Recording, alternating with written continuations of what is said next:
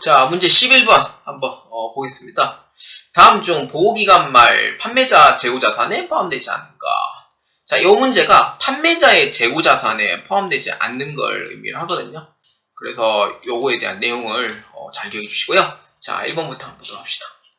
목적지 인도조건. 목적지라는 분도 배우시는 분도 있고 도착지라고 배우는 분도 계실 거예요. 도착지예요. 도착지 인도조건 또는 목적지 인도조건. 요거는 기준점이 누구냐면은 선적지 인도조건은 매입자 기준입니다. 매입자 기준이고요. 도착지 인도조건은 판매자, 즉 매출자 기준으로 보셔야 됩니다. 그래서 도착지 인도조건으로 상품이 선적된 시점의 미차 상품, 요거는 판매자 재고에 포함을 합니다. 그래서 1번은 맞아요. 자, 그 다음 2번.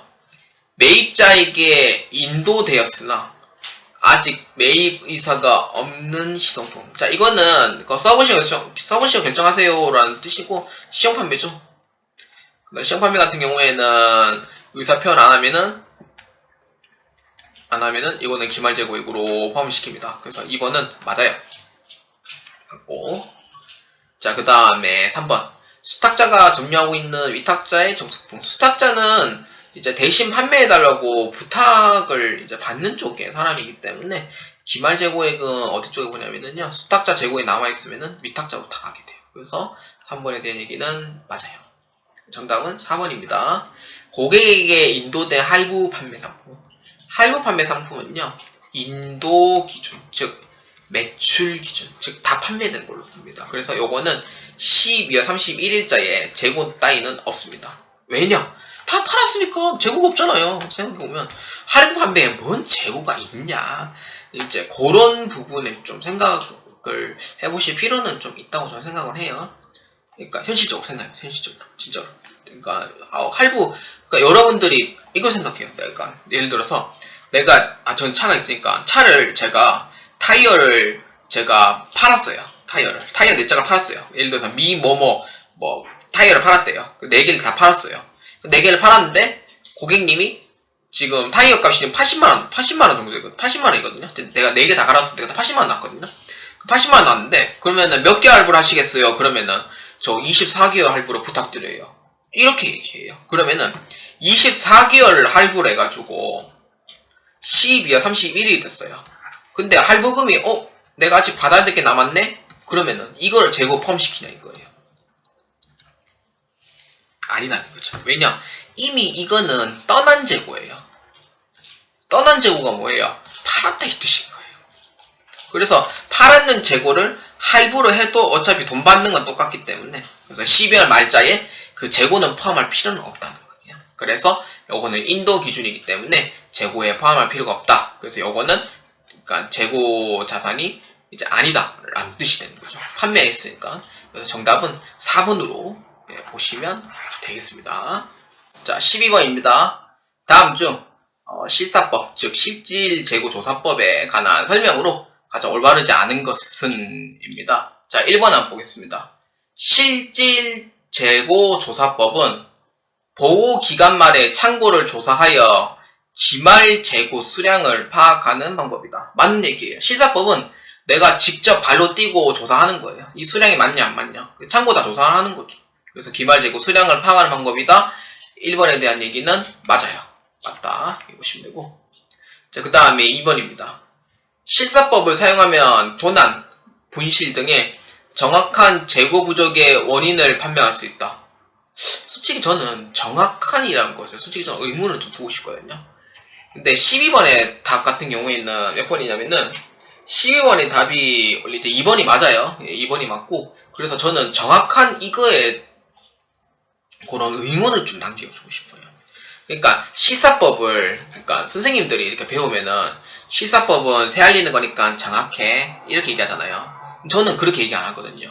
왜냐면은 실사법에 저는 장점은 저는 없다고 봐요. 왜냐? 실사법은 장점이 좋은 것도 있는데 안 좋은 것도 있어요. 그래서 그게 두 개의 약간 좀 가운데에 좀 위치한다고 저는 생각을 해요.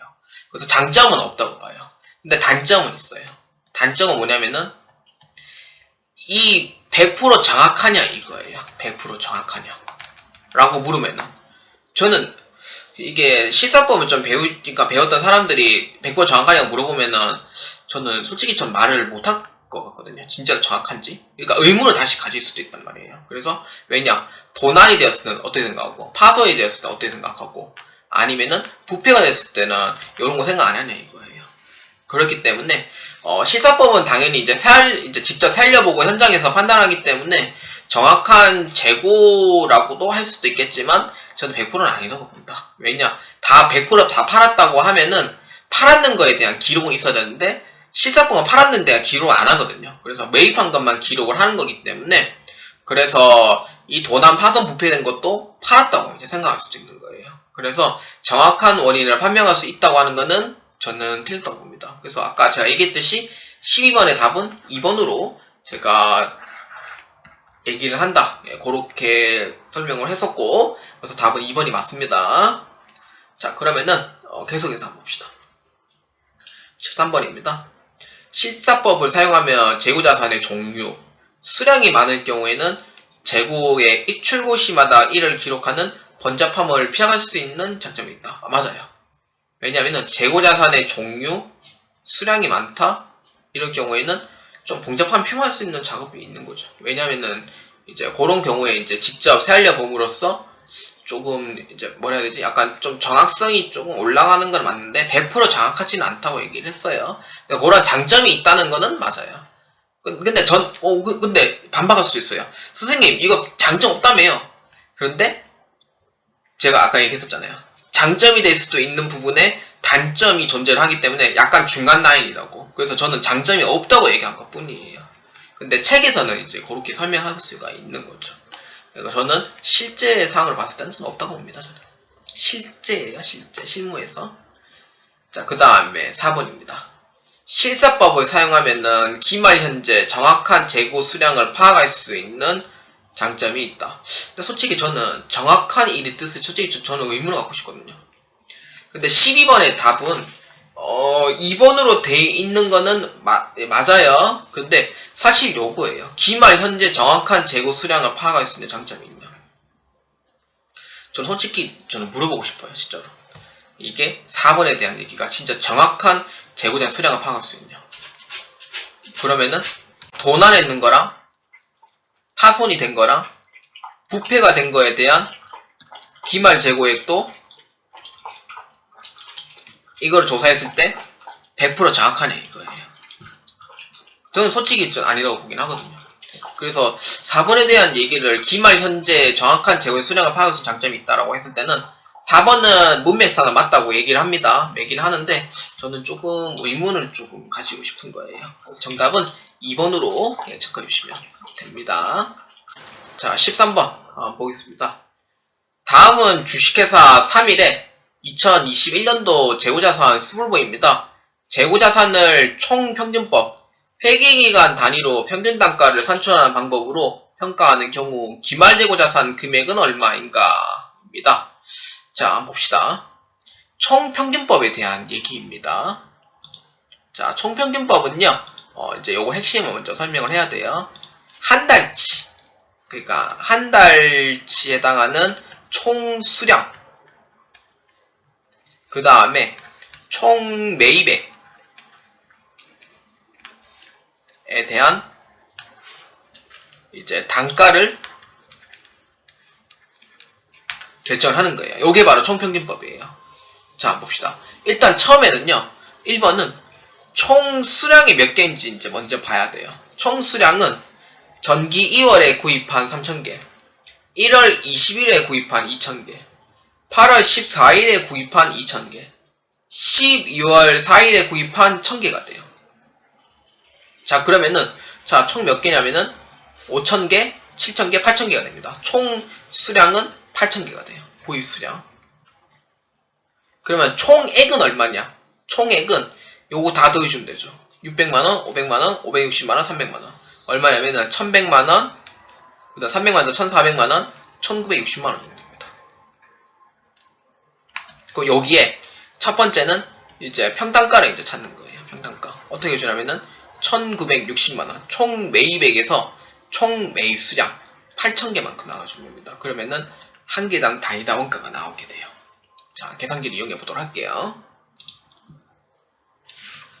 자, 1960만원에서 나누기 8,000개를 줘요.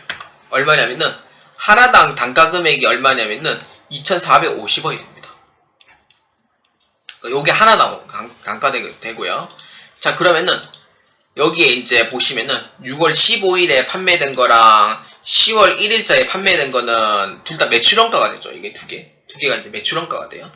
그러니까, 2,450원만큼 해서, 매출원가가 얼마인지 물어보면은 요렇게 이제 해주면 되고요. 근데 이 문제에 묻고자 하는 거는 기말 재고액이에요. 자, 기말 재고인 경우에는 기말이 2,000개가 지금 남아있죠. 그러니까 매입하고 판매하고 매입하고 판매를 해서 남은 게 2,000개인 거예요. 2,000개에서 2,450원만큼 곱해주면 돼요. 그러면은 여기에 기말 재고액이 이제 나오게 됩니다. 그래서 얼마냐면은 2,000개 곱하기 2,450원이 돼요. 얼마냐면은 490만원이 됩니다. 그래서 금액이 얼마냐면은 490만원이 되고요. 이에 해당하는 정답은 몇 번이냐면은 1번으로 체크해 주시면 되겠습니다. 자, 14번입니다. 주식회사 3일은 단일 종류의 상품을 판매하고 있다. 기말 상품 장부상 수량은 500개이고 취득 원가는 단위당 200원입니다. 기말 재고 실사시 실제 수량은 450개, 재고자산의 시가는 180원입니다. 저가법으로 평가할 경우 재고자산의 평가손실금액은 얼마인가? 입니다. 자, 이 문제의 저가법에 대한 얘기입니다. 요거에 대해서 좀 설명해 보도록 할게요. 저가법은요, 이제 영어로 뭐냐, ACM이라고 부르긴 하는데, 저가법은 뭐냐면은요, 시가 금액이 원가보다 미다라는 경우예요.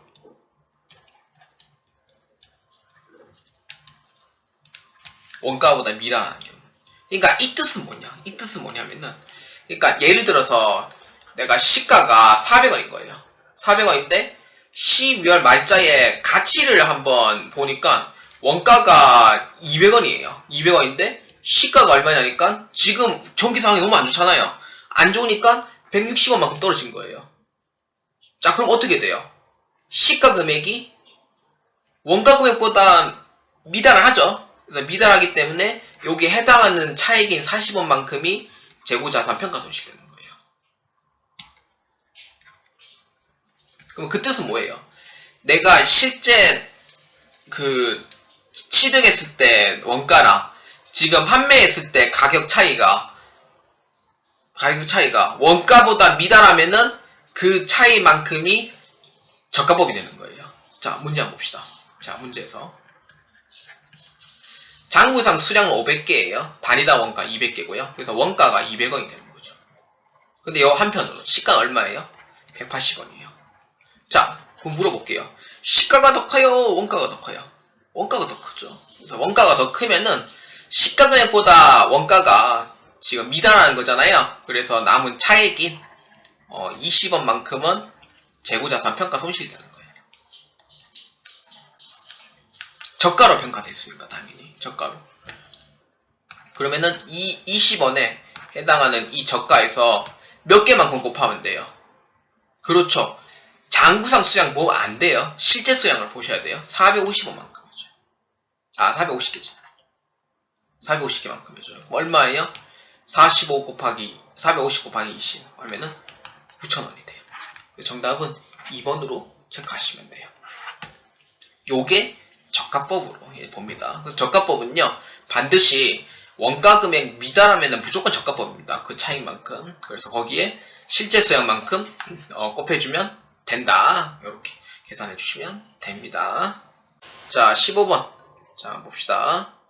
자, 다음은 2021년도 초에 설립된 건설업을 영위를 하는 주식회사 3일의 매출원가 인식과 관련한 자료입니다. 자, 여기 이제 자료가 이렇게 있고요. 자, 밑에 한번 읽어볼게요.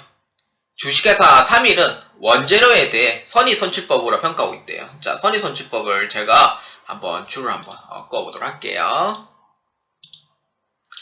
자, 주식회사 3일에 2021년도 말 원재료 재고액과 공사에 투입된 재료비는 얼마이냐라고 물어보고 있습니다. 저는 원래 건설업 이런 거 얘기하면 좀 지금 등에 좀 땀이 좀 흘러요. 왜냐, 제가 공사원가 이런 걸 구하는 걸 상당히 싫어하는 편이라 가지고, 그래서 막상 블로그 적으면은 못 적어요. 잘. 네, 그래서 어쩔 수 없이 넘어가는 경우도 많고, 그러다 보니까 네, 좀 이제 긴장을 했는데, 다행히도 선의선출법 찾는 방법이에요. 재고자산에 대한 문제이기 때문에 자, 한번 보도록 하겠습니다. 자, 원재료를 이렇게 보아하니까 단기 매입 자료가 10월 5일자와 11월 20일자를 지금 매입한 걸로 되어 있고요. 원재료는 실사 결과 50개 정도 남았대요. 그러면은 지금 구입한 수량은 몇 개냐면은 300개가 되거든요. 300개를 지금 구입을 했는데 지금 기말 재고액이 50개 남았다라고 하면은 지금 판매 수량은 몇 개냐면은 250개가 되는 거예요. 판매 수량은 250개가 되는 거고, 그래서 50개의 기말 원재료 재고가 남아있다라고 보는 거예요. 자, 그래서 재고자산에 대한 감모 손실은 발생하지 않았고요. 농무비와 기타경비는 5만원이 발생했대요. 자, 요거는 관계없습니다. 요거는 관계없고요. 원재료에 대해서만 지금 하는 거기 때문에 선의선출법 자, 한번 봅시다. 자, 그래서 원재료 이제 투입액은 얼마냐라고 했을 때 한번 봅시다. 자, 매입 금액은 얼마냐면은 지금 10월 5일자에 15,000원하고 그 다음에 11월 20일자 4만원으로 돼 있어요. 예, 4만원으로 돼 있고요. 자, 그리고 농무비와 기타 경비는 합쳐서 5만원이 지금 발생한 걸로 돼 있습니다. 자, 그러면은 선의선출법이니까 계산할 필요는 없어요, 굳이. 자, 선의선출법이니까 지금 출고된 수량은 몇 개냐면은 아까 제가 적었듯이 250개가 출고됐잖아요. 그러면은 10월 5일자에 지금 100개랑 11월 20일자에 200개가 있어요. 출고는 250개를 했어요. 그러면은 어느 것부터 내보내야 되나 이거예요. 선의선출법은 특정상 무조건 먼저 들어온 재고를 이제 먼저 내보내는 방법으로 하고 있어요. 그렇기 때문에 10월 5일자 거가 먼저 출고가 됩니다. 그 다음에 11월 20일자 순으로 이렇게 출고가 돼요. 그러면은 250개를 출고했으니까 10월 5일자는 100개 다 나갔어요. 그래서 재고가 없고, 그럼 나머지 150개를 11월 20일자에 끌어와야 되잖아요. 그래서 얼마냐면은 나머지 50개가 되니까 다시 할게요. 자, 50개가 남는 거죠. 200개 중에 150개를 이렇게 이제 출고를 하는 거니까 그러면은 50개가 남아요. 그러면 이때 남은 이 50개에서 단가는 얼마를 해주면 돼요? 그렇죠. 단가는 200원으로 해주면 돼요. 그래서 남은 기말 재고액 얼마냐면은 만원이 돼요. 만원이 되고요. 그러면은 재료비를 이제 보자면은, 근데 제가 아까 농무비와 기타 경비는 아까 X를 쳤잖아요. 근데 여기에 이제 해당하는 재료비 같은 경우에는 단기의 매입자료라고 되어 있기 때문에 이거는 재료비라고 보기는 좀 애매하고요. 근데 공사에 투입된 재료비, 원재료 투입액은 얼마냐면은 아까 요것도 이제 계산해야 되겠죠. 얼마냐면은 지금 그러니까 여기서 지금 아까 출고했던 게 지금 250개가 지금 여기에 100개가 출고돼 있고 200개가 출고돼 있잖아요. 그래서 요거를 남은 기말 재고액이 지금 현재 만원이 남아있잖아요. 근데 그러니까 이렇게 정리하도록 할게요. 자, 여기서 총 매입 금액은 55,000원이 돼요. 55,000원이고 이 중에 지금 기말 재고액은 얼마냐면 만원이 돼요. 그러면은 실제로 재료비를 투입한 금액은 얼마일까요? 55,000원 중에 만원이 기말 재고액이니까. 그렇죠. 45,000원이 되는 거죠. 이게 이제 투입된 금액이 돼요. 그러니까 재료비는 55,000원에 투입을 했는데 이제 투입한 만큼 기말 재고액은 현재 만원만큼 남아있고, 그럼 실제로 재료비 넣은 금액이 얼마냐면은 55,000원 중에 45,000원만큼이 들어가 있다. 이렇게 이제 보시면 돼요. 그래서 원재료 재고액은 만원인 거는 맞고 기말 재고액이, 그러면 재료비 같은 경우에는 45,000원이다 라고 보시면 돼요. 그래서 이에 해당하는 답은 3번으로 보시면 되고요. 그래서 니은에 대한 얘기는 역시나 아니다. 이렇게 보실 수가 있습니다. 자, 16번입니다. 자, 다음은 기업이 유가증권 취득 시 재무상태표상 계정 분류를 결정하기 위한 의사결정도입니다. 다음 중 A에서 D까지 들어갈 계정 과목으로 가장 옳은 것은? 입니다. 유가증권에 대한 얘기고요. 자, 봅시다. 자, 여기 순으로 이제 밑으로 하고 오른쪽 순으로 보는 거예요. 자, 문제를 한번 볼게요. 자, 채무증권, 만기보유 의도, 능력을 물어보는 거예요. 채무증권이라고 하면은 만기보유증권입니다. 근데 이거를 만기까지 보유한 능력이 있냐? 오, yes! 라고 하면은 만기보유증권이에요. 근데 나는 만기까지 보유할 능력이 없어요. 이러면 no라고 하면은 매도할 증권이 돼요. 이렇게 됩니다. 매도할 증권. 근데 주식에 유의적인 영향을 행사하냐 이거예요. 그러니까 채무증권이 아닙니다 라는 뜻이잖아요. 이건 채무증권이 아니니까 매도하는 증권이 될 수도 있고 아니면은 단기매매 증권이 될 수도 있어요. 근데 물어봤더니 이제 아니라고 했잖아요. 아니라고 했을 때 주식에 유의적인 영향을 행사하냐 이거예요. 주식에 유의적인 영향을 행사한다 하면은 지분이 20% 이상은 돼야 되거든요. 그러면은 유의적인 영향을 행사한다? 간나라 배나라 이제 합병 목적을 하는 거잖아요. 그럼 요거는 맞다라면은 요렇게 돼요. 지분법 적용 투자 주식이 돼요. 이거 아니에요. 그러면은 요거는 매도 가능 증권이 돼요. 또는 단기 매매 증권으로 봐요. 요렇게 되는 거죠. 그랬더만 마지막 줄이에요. 이 실제 마지막 줄. 단기 매매 차익 목적의 빈번한 거래냐. 그러니까 치고 빠지는 거죠. 그러니까 단기로 치고 빠지는 거. 맞아요. 그러면은 이건 단기 매매 증권이에요. 근데 단기 매매 차익 목적의 빈번한 거래가 아니라고 하면은 요거는 매도 가능 증권이에요. 최종 매도 가능 증권이 되는 거고. 그래서 이제 다시 한번 정리하자 이렇게 돼요. 채무증권입니까? 맞아요. 그럼 만기보유 증권. 주식에 유의적인 영향을 행사하시나요? 예, 지분법 적용 투자 주식. 내려갔더만 단기매매 증권 차익 목적의 빈번한 거래가 맞나요? 맞아요. 그리고 일단은 단기매매 증권. 근데 진짜로 내가 갔는데 low, no 이렇게 갔다. 그럼 결국에는 매도 가능 증권 하나밖에 없는 거예요. 이렇게 해서 그 답을 이제 찾으면 됩니다. 자, 볼까요? 자, 그래서 이제 이 문제에서 이제 한번 결정해 보도록 하죠. 자, D 같은 경우에는 아까 채무증권이 맞습니까? 라고 했을 때 사채를 만기까지 보유할 목적이 있는 만기보유 증권이고요. 그 다음에 주식에 유의적인 영향을 행사합니까? 라고 했을 때는 지분법 적용 투자 주식이라고 했었어요. 근데 단기 매매 차익 목적의 빈번한 거래입니까? 맞으면은 단기 매매 증권 이렇게 돼요. 근데 제가 봤을 때 특정 목적은 없어요. 아무것도 없어요. 그럴 때는 매도 가능 증권이 돼요.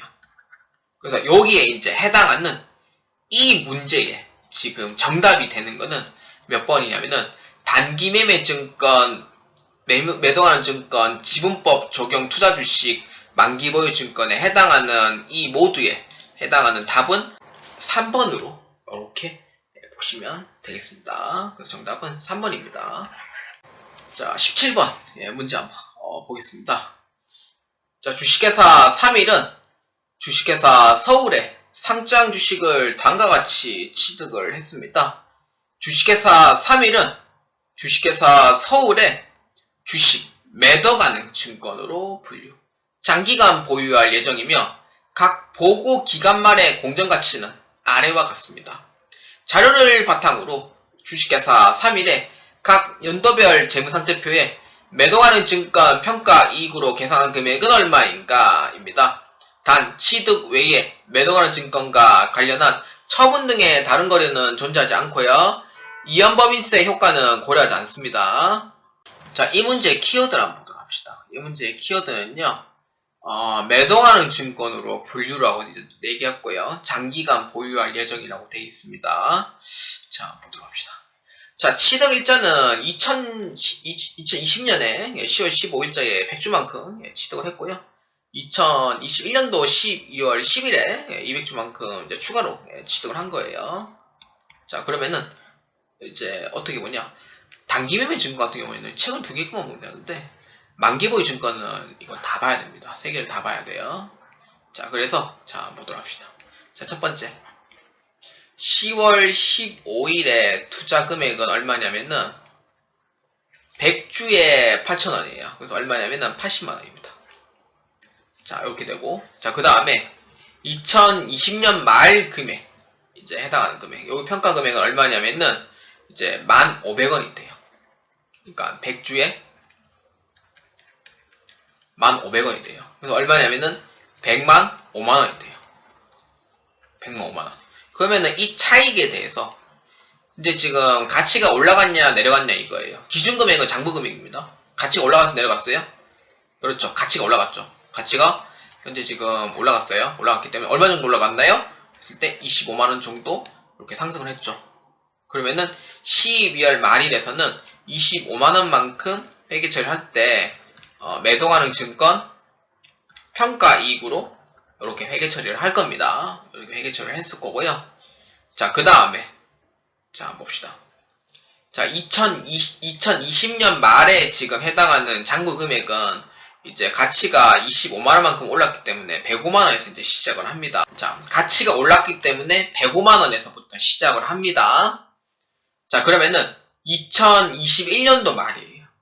근데 묻고자 하는 거는 지금 언제를 물어보냐면은 지금 뭐 다 물어보긴 한데 2021년 말 한번 봅시다. 2021년도 말은 9,500원인데 지금 200주를 추가로 지금 취득을 했어요. 그래서 얼마냐면은 8,500원이 돼요. 자, 그럼 계산기 해보면 되죠. 자, 200주에 곱하기 8,500원 하면은 장부 금액이 170만원이 또 증가하게 됩니다. 170만원. 그러면은 이 금액, 이제 기존에 있는 105만원에서 합치면 되죠. 얼마냐면은 275만원이 돼요. 그래서 총 취득 금액은 275만원이 됩니다. 그러니까 추가 취득을 한 거잖아요. 그 다음 주식 수는 100주, 200주 합쳐서 300주가 됩니다. 그 다음에 평가 금액은 9,500원. 즉 300주만큼 9,500원으로 해가지고 평가를 해야 되겠죠. 자, 계속 적도록 할게요. 자, 300주 곱하기 9,500원이에요. 얼마냐면은 285만원이 돼요. 그래서 이렇게 돼요. 2021년도는 장부 금액이 얼마냐면은 아까 그 금액이 자, 봤을 때 275만원입니다. 275만원이 되고요. 그 다음에 2021년도 이제 평가하는 금액은 얼마냐면은 285만원이 돼요. 자, 어떻게 돼요? 가치가 어떻게 돼요? 10만원만큼 상승을 했네요. 그랬더만 이제 상승했으니까 당연히 이것도 평가이익인 거죠. 얼마냐면은 10만원 이렇게 돼요. 자, 2020년 말도 평가이익이었어요. 얼마냐면 25만원만큼 평가이익이었죠. 그러면은 이 두 개를 이제 더해주면은 실질적으로 이제 올라가는 금액은 35만원만큼 올라가는 거예요. 그러니까 총 토탈 25만원에서 이제 10만원 더 올랐으니까 35만원만큼 올랐죠. 그러면은 장부 금액은 얼마로 시작하냐면은 285만원으로 시작합니다. 그러고 나서 이제 2022년에 이제 또 평가를 해요. 300주에 11,000원. 얼마냐면은 330만원. 자, 그러면은 2022년도 장부 금액은 285만원인 거고 2022년도 이제 평가하는 금액은 얼마냐면은 330만원이 돼요. 330만원 되죠. 자, 그러면은 여기서 이제 또 차익이 또 올라가잖아요. 계속 지금 올라가고 있는 거예요. 주식 자체가 이제 계속 올라가는 상태니까 330만원에서 280 이렇게 하니까 45만원만큼 또 상승을 합니다. 그러면은 총 얼마 올랐어요? 총 토탈 가치가 올라가는 금액이 35만원 올라갔고 45만원만큼 올라갔으니까 80만원만큼 올라가는 거예요. 그러니까 총 토탈 올라가는 금액이, 그러니까 2020년 10월 15일에 투자해가 그 다음에 한 번 더 이제 주식을 또 투자를 해서, 그러니까 2020년 말은 25만원만큼 올라갔고 2021년도는 10만원만큼 더 올라간 상태에서 총 35만원이 올라간 거고, 그 다음에 2022년도는 45만원만큼 올라감으로써 총 80만원만큼 올라간 거예요. 자, 그러면은 다 상승한 거죠. 어찌 보면은. 자, 그래서 이 문제에서 이제 그 답을 찾으시면 돼요. 자, 2020년 말은 25만원만큼 상승을 했습니다. 2번과 3번은 답이 될 수가 없죠. 자, 그 다음에 2021년도 말은 10만원만큼 더 상승했어요. 그럼 토탈 35만원만큼 올라간 거예요. 그 다음 여기서 이제 토탈 45만원만큼 더 올라갔죠. 그러면 얼마냐면은 80만원만큼 토탈 더 올라간 거죠. 그래서 정답은 4번으로 이렇게 보시면 되겠습니다. 자, 18번 문제입니다. 지분법은 투자기업이 피투자 기업에 대해 유의적인 영향력을 행사할 수 있는 경우에 적용한다. 다음 중 투자기업이 피투자 기업에 대하여 유의적인 영향력을 행사할 수 있다고 볼 수 없는 경우예요. 그러니까 유의적인 행사를 할 수 없는 경우. 그러니까 볼 수 없다. 어떻게 그런 거죠. 첫 번째는요. 첫 번째 행사는 뭐냐면은요. 지분이 20% 이상인 경우에 이제 해당이 되고요. 그러니까 두 번째인 경우는요. 20% 미만이라도 이제 예외적으로 행사를 할 수가 있어요. 그러니까 어떤 경우는 진짜로 내가 완전 이제 뭐 1인자는 아니겠지만 약간 2인자처럼 이제 보일 수 있는 거. 두 번째는 진짜 내가 정말 이 지배를 할 수 있는 게 확실히 이제 되는 경우. 그러니까 세 번째는 이제 완전 이제 거의 뭐 임원급이죠. 그 회사의 임원급. 인 경우에는 지분법으로 이제 20% 미만이라도 예외적으로 볼 수 있는 게 있습니다. 책에 이제 보니까 있어요. 자, 그러면은 요런 상황을 이제 보고 보시면 돼요. 완전 그러니까 이렇게 생각하시면 돼요. 영향력이 있다고 판단하면은 요거는 맞는 거라고 보시면 돼요. 내가 생각했을 때. 내가 이 문제 모르더라도. 그러니까 진짜로 내가 이 사람이 진짜 완전 회사의 운명을 지고 있는 사람이다. 라고 하면은 이제 그렇게 이제 봐야 되는 게 맞는 거예요. 자, 봅시다. 자, 1번. 투자기업인 주식회사 서울의 등기 임원은 강남의 등기 임원으로 겸용하고 있다. 이거 맞아요. 이거는 완전 행사가 좀 크죠. 그러니까 좀 얘가 좀 덩치가 좀 크다고 보시면 돼요. 그래서 그 정도 이제 가는 거고. 그 다음에 2번. 서울은 피투자 기업인 구로에게 다른 기업에도 제공하고 있는 일반적인 기술 정보인 사내 메신저 파일 설치를 위한 기술을 제공하였다. 이거는요. 이게 뭐라 해야 되지? 그러니까 이 문제가 사실 좀 의문이 좀 들 수도 있어요. 이게 과연 영향력이 있는 그거일까? 라고 이제 그 문제를 풀다 보면 그렇게 생각할 수도 있거든요. 그렇기 때문에 일반적인 기술 정보인 사내 메신저. 근데 이거는 그냥 판매거든요. 어찌 보면은. 판매이기 때문에 사실 이거는 영향력으로 보기에는 좀 많이 애매해요. 많이. 그래서 이번에 대한 얘기는 저는 아니라고 보고 그래서 일단 2번은 틀렸다라고 한번 얘기해보도록 할게요. 왜냐면은 그냥 판매 쪽으로 이제 보면 되거든요. 근데 이거는 뭐 그냥 우리 회사랑 파트너십 관계라고 해도 이거는 돼요. 근데 영향력이 아닌 그러니까 이 사람의 협력 관계라고 하면은 일반적인 기술인 사내 메신저를 설치해 주는 거는 당연히 뭐 할 수 있는 얘기인 거죠. 그리고 아는 사람이라면은 당연히 그렇게 하는 수도 있고. 그래서 이번에 대한 거는 영향력이 좀 저는 크다고 보지는 않습니다. 자, 그 다음에 3번. 주식회사 마포는 자동차 공정에 사용되는 부품을 공급하는 회사로부터 마포의 유의적인 거래는 주로 투자기업인 서울과 이루어지고 있다. 그러니까 이게 무슨 말이냐면요. 자동차의 공정에 사용되는 부품을 공급하는 회사예요. 그러니까 판매하는 회사인 거죠. 근데 판매하는 회사인데 마포의 유의적인 거래는 투자기업인 서울과 이루어지고 있대요. 그러니까 얘가 지분이 상당히 크다는 거예요. 지분이 엄청 크다는 거예요. 그럼 유의적인 행사를 하고 있다는 거죠. 근데 어찌 보면은 이 회사에 거의 의존하고 있는 거일 수도 있어요. 그래서 유의적인 부분이 좀 크다라고 판단할 수가 있어요. 3번에 대한 경우는 맞다 보시면 되고. 그 다음에 4번. 서울은 용산의 지분의 30%를 보유할 수 있게 되어서 의결권을 행사할 수 있게 됐대요. 와, 20% 넘죠. 그렇기 때문에 해당되는 거예요. 그러면 이에 해당하는 정답이 아닌가 몇 번이에요? 그렇죠. 2번으로 체크해 주시면 되겠습니다. 자, 19번입니다. 자, 주식회사 3일은 2021년도 1월 1일 발행된 다음과 같은 조건의 채무증권을 최초 발행 금액인 9519634원에 시드가 있으며 해당 채무증권을 만기까지 보유할 의도와 능력을 보유하고 있다. 이 채무증권에 대하여 3일이 만기까지 인식하게 될 총 이자 수익은 얼마인가? 입니다. 자, 요거는 조금 노가다를 좀 하셔야 돼요. 그래서 이자 수익을 이제 찾는 거니까 여기에서 지금 현재 가치가 얼마냐면은 9519634원이 되고요.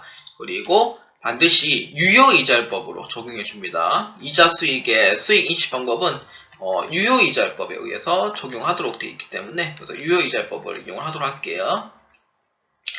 자, 그러면은 첫 번째 자 보도록 합시다. 2021년도 1월 1일은 9519634예요.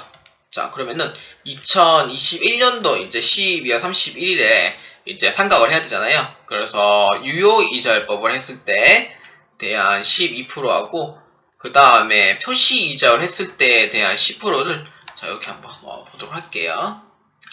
표시이자율은 무조건 요걸로 해주셔야 됩니다. 1000만원에 10% 즉 100만원이 됩니다. 100만원이 되고요. 그 다음에 유효이자율법은 12%만큼 적용해요. 9519634 곱하기 0.12 얼마냐면은 1142356입니다. 그래서 얼마냐면은 142356이에요. 요 금액만큼 올려주면 되죠. 자, 그래서 얼마냐면은 9519634 더하기 142356 966190입니다. 이렇게 되고요. 그 다음에 2022년도 12월 31일 똑같이 해주면 돼요. 표시이자율은 무조건 100만원이에요. 1000만원에 10%니까. 그 다음 유효이자율법은 여기 곱하기 0.1 해주면 돼요. 그래서 얼마냐면은 1159438. 그래서 얼마 이제 차익이 나냐면은 159438이죠. 자, 그래서 얼마냐면은 9821428이에요. 이렇게 되고, 그 다음 2023년도 12월 31일은 똑같이 표시이자는 100만원이 돼요. 100만원이 되고, 거기에 9821428 곱하기 0.12 해주면은 1278571이에요. 그러면은 17857만큼 이제 더해주면 되죠.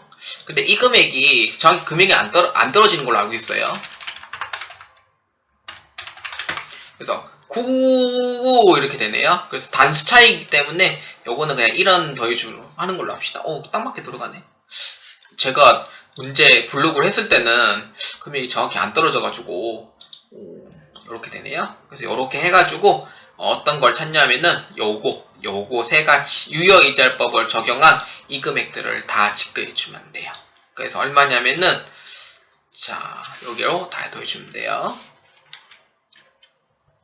자, 이 채무증권에 대해서 만기까지 인식해야 될 총 이자니까 1142356 1159438 1278572 얼마냐면은 3480365라고 되어 있는데 이에 해당하는 금액이 3480365이기 때문에 단수 차이는 이제 감안해 주시면 됩니다. 그래서 요 금액이 정답이 돼요. 그래서 총 금액이 얼마냐면은 3480366원이 총 이자 수익에 해당하는 금액이고요. 정답은 1번으로 체크해 주시면 되겠습니다.